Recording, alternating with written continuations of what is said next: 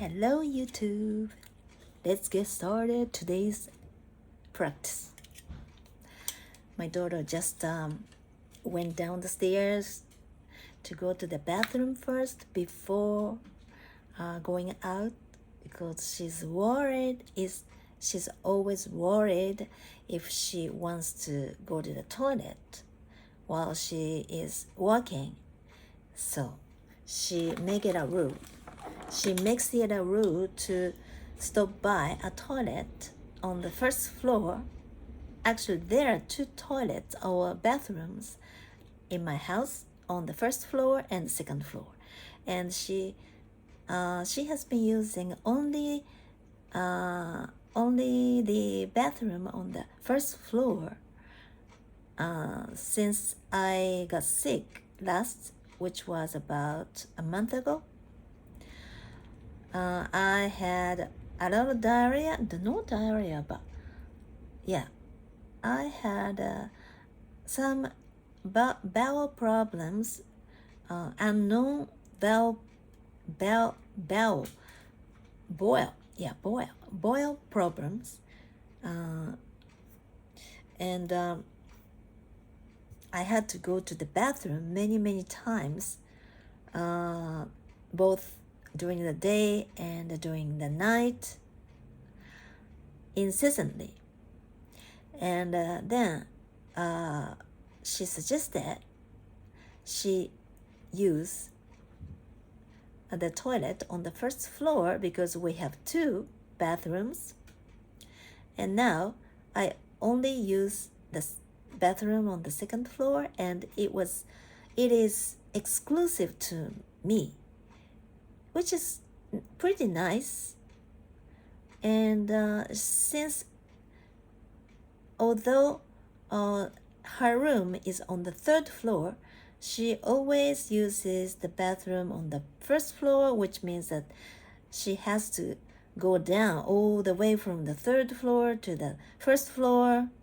And in return, when she returns, she has to go up from all the way from the first floor to the third floor, which can be such a hassle.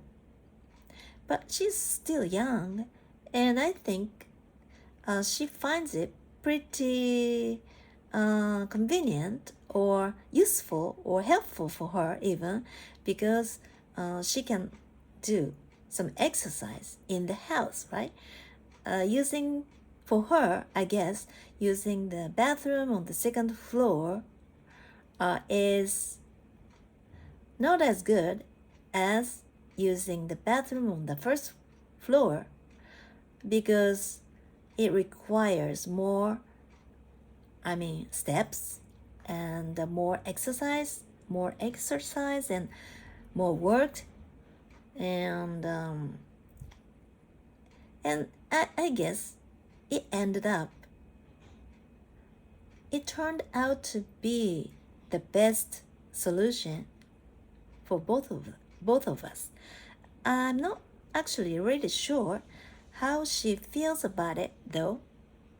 I never asked about it, and sometimes I have asked her if she could use the bathroom on the second floor, like why don't you use the bathroom on the second floor instead of the first floor, because it's nearer and it's easier for you. But when she makes up her mind, she's adamant. She's so adamant. That's why she's almost never used the bathroom on the second floor. But once or twice, she inadvertently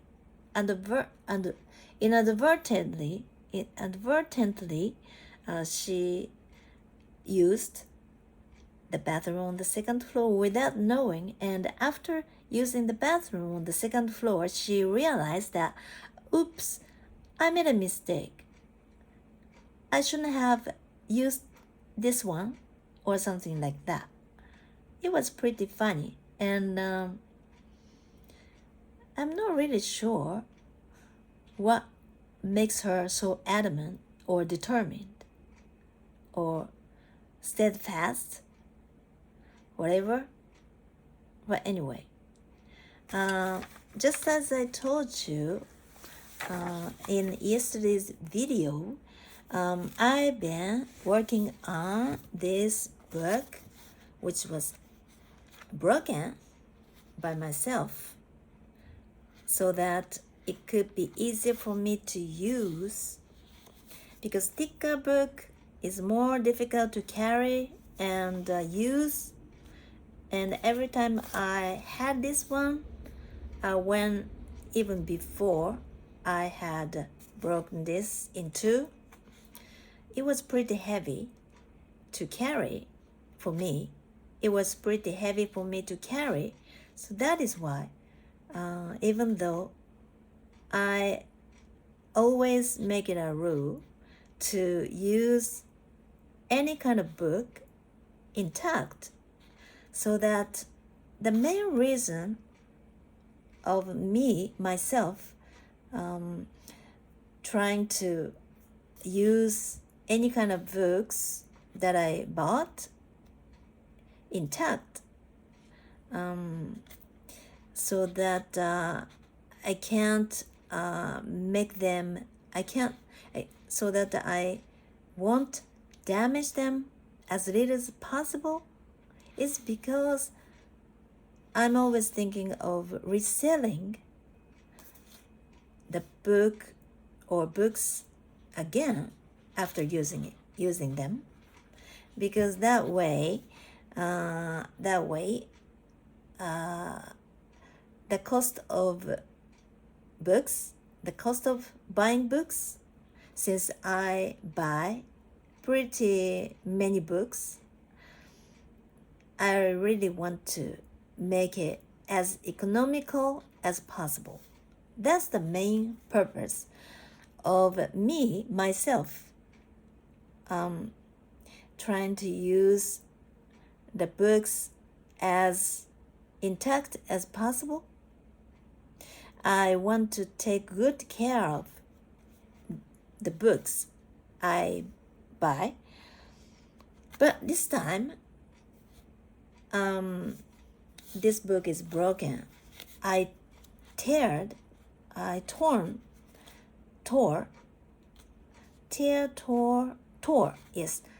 tore this one into two to make it easier for me to use.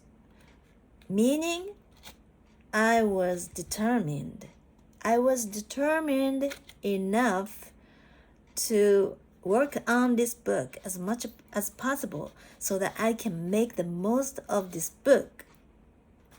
And now, after a few years later, I'm using this book. What a coincidence. Because I never thought that I would study this hard again. But now I've been studying even harder than ever. And okay, I'm doing the first essay, and I wrote it 8 times today, 8 times. And I almost learned it by heart. Writing makes you memorize, well, better, I guess. I seldom wrote English. I have rarely written English these days. I used to write more English, or I used to write English more often before. I would write essays or my posts on Facebook or on my blogs, or even sometimes on my Twitter. But somehow my Facebook account doesn't have any of my posts now because I don't have any friends except for only one person who is a candidate for the city councilor. Somehow I made friends with him just after the last election, not the last election, before the last election, 2 times before. I sent him a message and he sent me a friend request. He's very polite. He's polite and it's I don't know how to say 社交辞令. It's polite, but because he is someone who is willing to be a candidate again for the next election, I think courtesy, okay, is that okay? Courtesy, out of courtesy.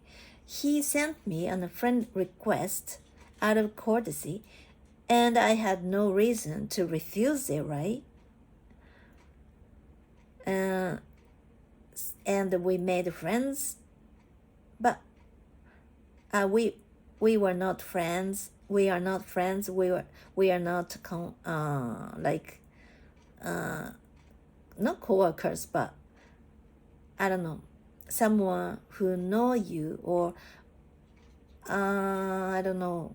I can't come up with that word which I want to describe this one. Like people who are not friends but acquaintances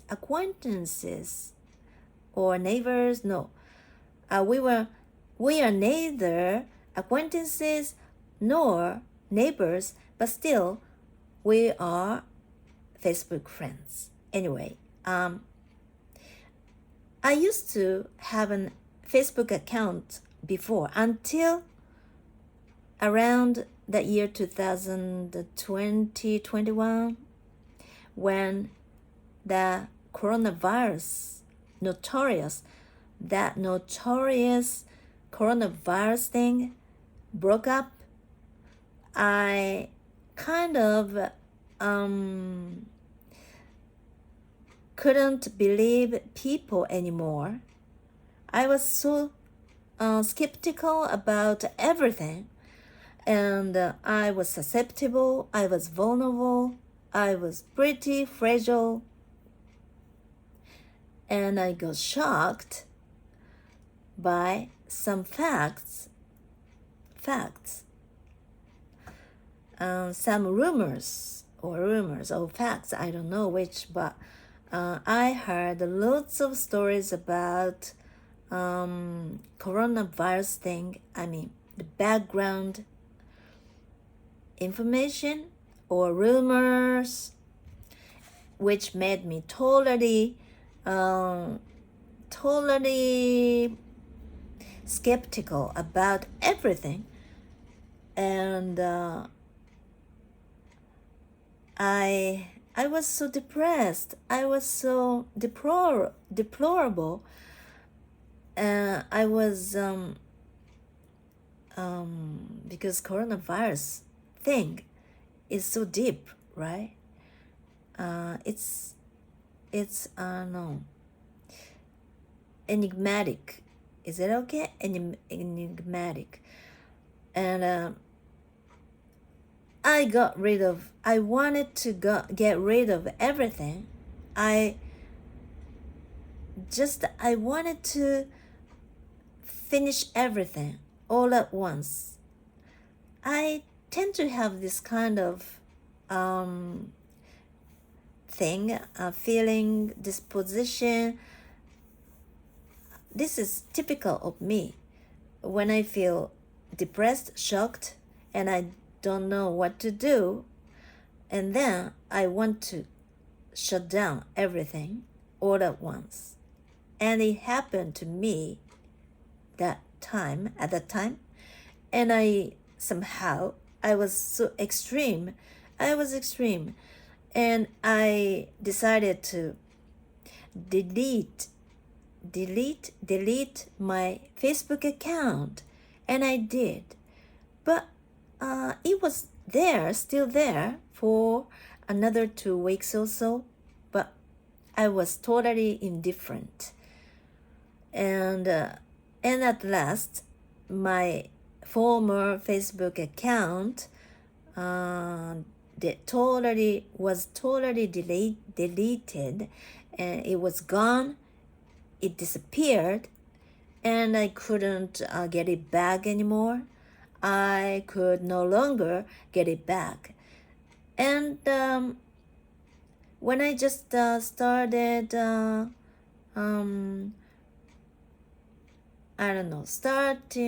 changing my Facebook, YouTube channel, I have had my own YouTube channel since 2011 or so, more than 10 years now. But from 2021 or so, after my father passed away, I decided to renew my YouTube channel. And then, I'm not really sure if that was when I made another new Facebook account. I don't think so. I made my Facebook account again when my favorite DJ who was fired suddenly, who had been fired, decided to make his own radio station. And then I wanted to encourage him. I wanted to support him. I wanted to stand up by him. And then I needed my Facebook account because he has his Facebook account, and that was his main SNS, social network service. And without me having my own Facebook account, how could I have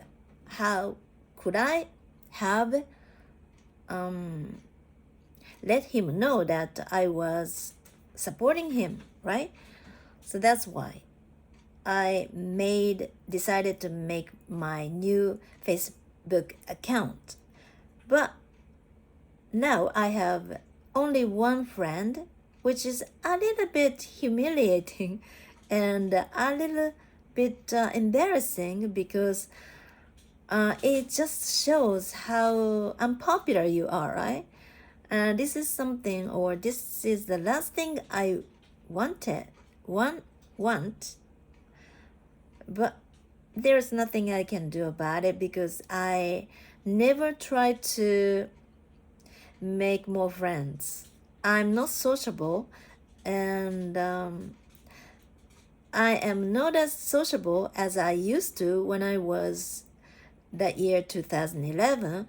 I was enthusiastic about many things about my new YouTube channel.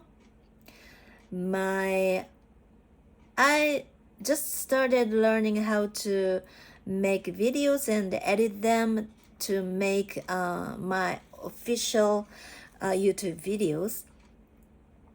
And I was enthusiastic about it, and I took part in an internet community where I was able to learn how to make a video.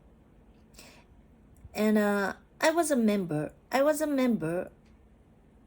of the club, which no longer exists now, because the instructor who was a man in his then, in his early 40s or so, he's a very ingenious man.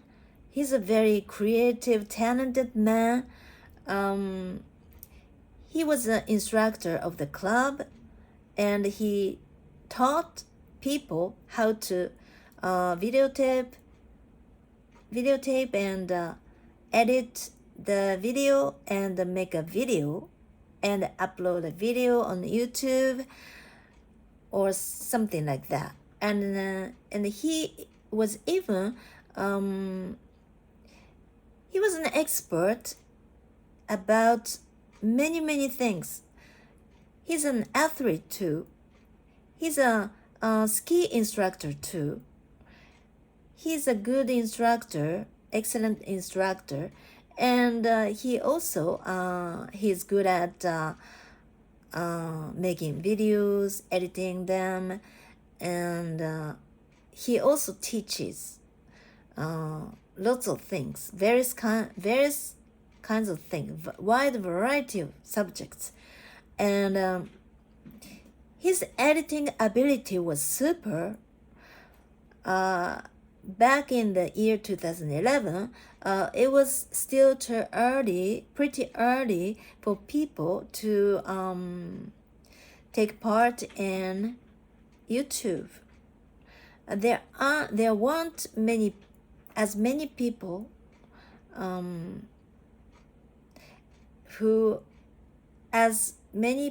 who were on YouTube as there are now. And now we have a very good application to edit videos, right?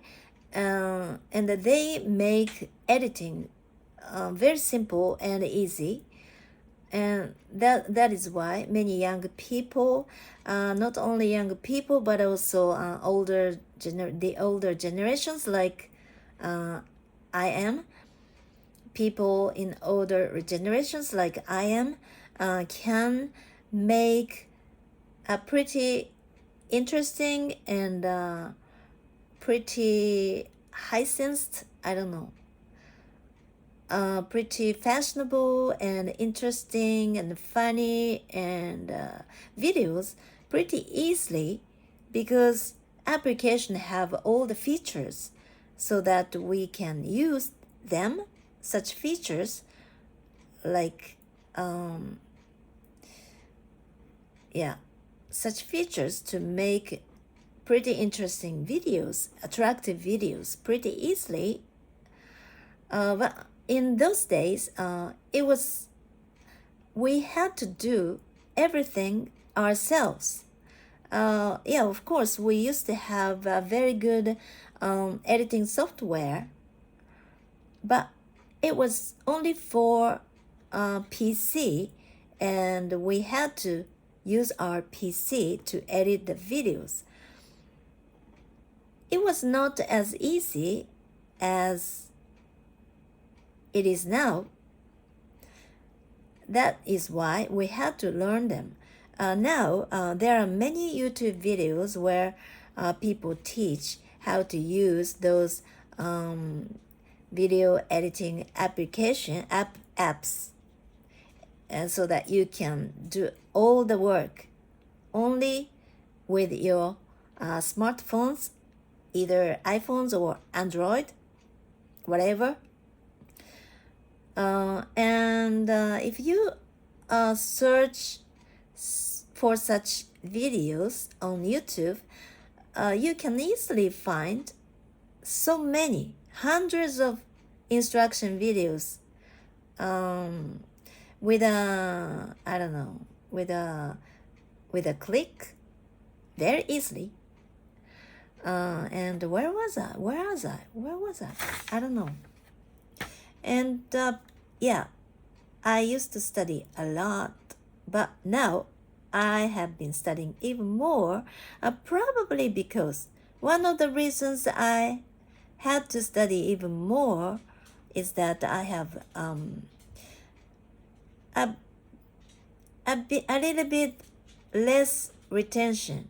I have a little bit retention my retention is not as good as it was even a few years ago. The older you get, the more difficult it is likely to memorize, right? But I don't want to whine about anything because today is the first day, or today is the newest day of future, right? I am the youngest from the future, right? Yeah.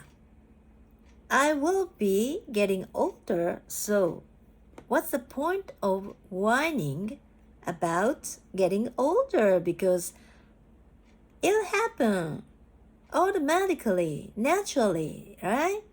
Yeah. And I wrote this first essay 8 times today, and it took writing this whole essay as fast as I could, and it took 12 minutes 32 seconds. And when I take the test, and when I have to write an essay during the test, it'll take more because I'll have to think about what to write, right? But practicing writing as fast as I can is a very important lesson or practice, because I have to write an essay as quickly as possible, but without making any mistakes. I have to pay attention to all the grammar. I have to pay attention spelling. So that is why I've already began practicing writing an essay myself. And this practice is the one I used to do when I took the first grade test back in 2017, when I passed it, right? But I didn't think I had got very good grades for the essay, because I didn't think my vocabulary or word usage or the word choice were not good enough. I knew that, but I studied a lot and I worked as much as I did, but still I didn't know how to improve my overall writing ability, including my vocabulary. Using refined, sophisticated, intelligent, colorful, detailed explanations and words and explanation and expressions. And then this time I thought that I should transcript. Is it okay? Transcript. Am I right? Transcript the simple essays, because by doing this, I've never done this practice for a pretty long time, so I don't know what will become of this practice. But I'll have to keep doing this for at least 2 weeks, a month or so.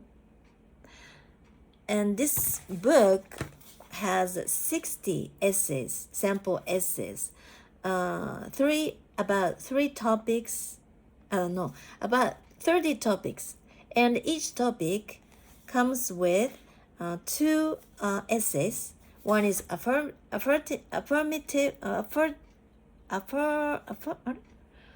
one is positive and one is negative, which means that this book has 60 sample essays, right? And if I do one essay a day, it'll take 60 days, right? I've never continued the same practice for as long as 2 months. I mean, I seldom stick to one method or one certain practice, because I tend to change my studying method pretty often, partly because I am not patient enough and I distract so often. I tend to distract so much, which is not always good, but this is typical of me, and there's nothing I can do about it, because what I'm doing, I'm no longer interested in what I'm doing, then switching it to something else might be a better idea, right?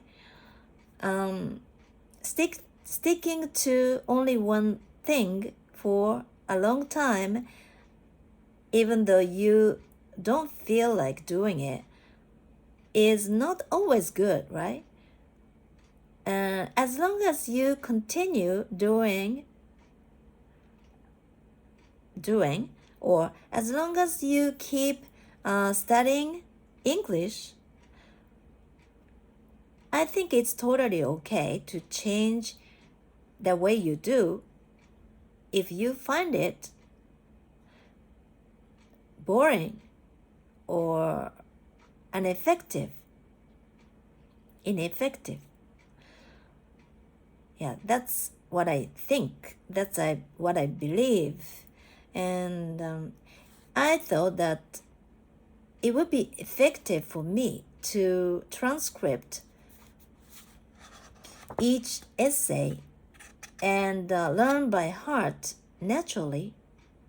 By doing so, I'm pretty sure, or I expect, my writing ability will get better. But since I've never stick to this method for a certain amount of time, just I want to take a look to see if it is effective and how my writing ability will changes. Writing ability changes, or if I can feel comfortable about all these words and expressions. But one thing is for sure, I find it pretty easier now about this thing, words and expressions, including this book, than I did. So I think I've been improving, which is great. So probably my daughter is about to be home by now, so I think it's time to go. I'll be back tomorrow too, YouTube. Have a nice day. Have a nice weekend. Tomorrow is Sunday. Okay. See you. Bye. Thank you for watching YouTube. I work hard. See you tomorrow. Bye-bye.